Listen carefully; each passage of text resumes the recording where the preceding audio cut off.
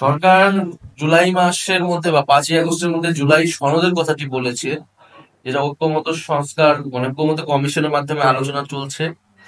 আমাদের সেই ঐক্যমত প্রক্রিয়া আমাদের অংশগ্রহণ চলবে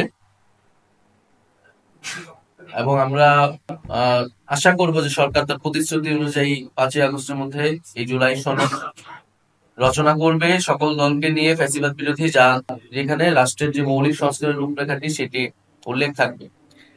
জুলাই ঘোষণাপত্র দেওয়ার মেয়াদকালটি কিন্তু শেষ হয়ে গিয়েছে কয়েকদিন আগে, যেটি 30 কার্য দিবস ছিল। এবং সরকারের জায়গা থেকে এখনো কোনো ধরনের বক্তব্য আসলে আসেনি।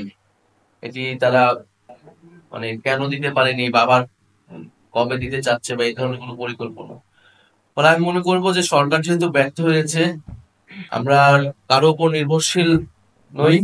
এই জুলাই ঘোষণাপত্র দাবিটি আমাদের পক্ষ থেকে উঠেছিল, সেই সময় বৈষম্য বিরোধী ছাত্র আন্দোলন এবং জাতীয় নাগরিক কমিটির পক্ষ থেকে উঠেছিল। অর্থাৎ অভ্যুত্থানকারী যে ছাত্র জনতা আমাদের সাথে যুক্ত হয়েছিল, তাদের যে নেতৃত্ব, আমরা মনে করি এটা তাদেরই দায়িত্ব।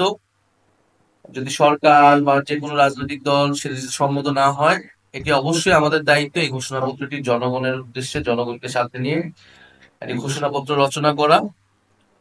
ফলে আমরা আমাদের মতো করে এই ঘোষণাপত্র পাঠ করব। এটা ছাত্র জনতার পক্ষ থেকেই হবে। জুলাই গণঅভ্যুত্থানে যারা অংশগ্রহণ করেছিল যে সকল শক্তি, আমরা তাদেরকে আহ্বান করব, তাদের সাথে কথা বলবো। আমরা আমরা সকলকে মিলেই এই যে, কিন্তু কেউ যদি সম্মত না হয় সেটা তাদের ব্যাপার, আমরা আমাদের দায়িত্বটা পালন করব।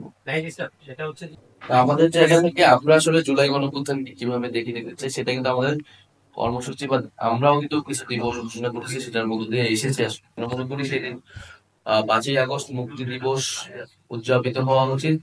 একটা মুক্তি ঘটেছিল মানুষের, ছাত্র জনতার। আর নতুন বাংলাদেশ দিবস বা ইত্যাদি, এটা নিয়ে আসলে আমাদের বিভিন্ন পর্যায়ে নেতৃবৃন্দ কথা বলেছে, সরকারের উচিত সেটা বিবেচনা করা। আর জুলাই গণঅভ্যুত্থান তো আসলে সকলের, জুলাই গণঅভ্যুত্থানের ধারাবাহিকতা বা লিগেসি নিয়ে হয়তো সরকার গঠিত হয়েছে, জাতীয় নাগরিক পার্টি গঠিত হয়েছে, আরো অনেক সংগঠনও গঠিত হয়েছে। আসলে জনগণ বিচার করবে কে কতটুকু আসলে জুলাইয়ের আকাশ অনুযায়ী কাজ করতে পারছে। কিন্তু সরকার ব্যর্থ হতে পারে, সরকারের সাথে আসলে জুলাই গণঅভ্যুত্থানকে একাকার করে ফেলা উচিত।